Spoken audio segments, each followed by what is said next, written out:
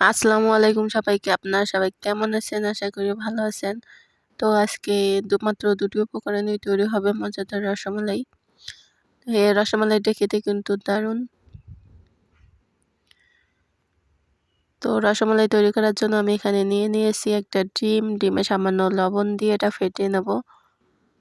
এবার অন্য একটা পাত্রে নিয়ে নেব গুঁড়ো দুধ।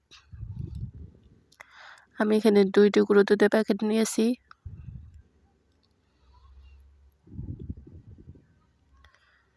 তো গুঁড়ো দুধ ঢেলে নিয়ে এটা ফাটানো ডিম আর গুঁড়ো দুধ ভালোভাবে মিশিয়ে নিতে হবে। পরিমাণ বুঝে দিতে হবে যাতে ডিমের পরিমাণ বেশি হয়ে না যায়।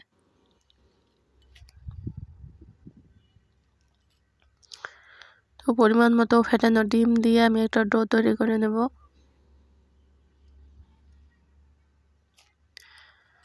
দেখেন ডো একটা তৈরি করে নিয়েছি আমি। এবার এটা রেস্টে রেখে দেবো প্রায় ১৫ মিনিটের মতো। ১৫ মিনিট পর দেখেন মিষ্টি বানানোর জন্য একদম তৈরি হয়ে গেছে ডোটা। এবার রসমালাইয়ের সাইজ দিয়ে আমি রসমালাইগুলো রেডি করে নেব। দেন সবগুলো রসমালাই আমি রেডি করে নিয়েছি।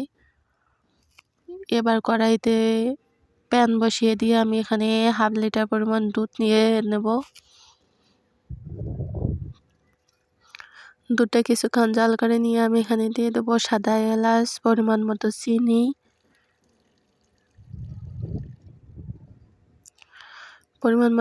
দিয়ে এখানে ঢাকনা দিয়ে রেখে দেবো বলক আসা পর্যন্ত।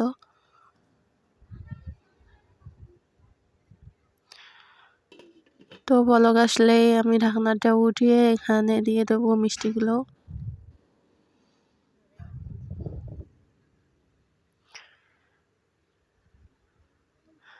তো মিষ্টি দিয়ে এটা আর বেশিক্ষণ নাড়াচাড়া করা যাবে না। মিষ্টি দিয়ে আবার ঢাকনা দিয়ে রেখে দেবো 10 মিনিটের মতো। এই 10 মিনিটের মধ্যে আর ঢাকনা খোলা যাবে না। 10 মিনিটে ২-১ বার প্যানটা ঝাঁকিয়ে দিলেই একদম রেডি হয়ে যাবে রসমালাই। তো এভাবে ঝাঁকিয়ে দিয়েছি আমি ২ থেকে ৩ বার। দেখেন রসমালাইগুলো কতটা ফুলে উঠেছে। এবার আমি এটা একটা পাত্রে ঢেলে নিয়েছি। তো আপনাদের সুবিধার জন্য আমি এটা দেখিয়ে দিচ্ছি কতটা নরম হয়েছে। এই রসমালাইটা খেতে কিন্তু দারুণ, চাইলে আপনারাও ট্রাই করতে পারেন। খোদা হাফেজ।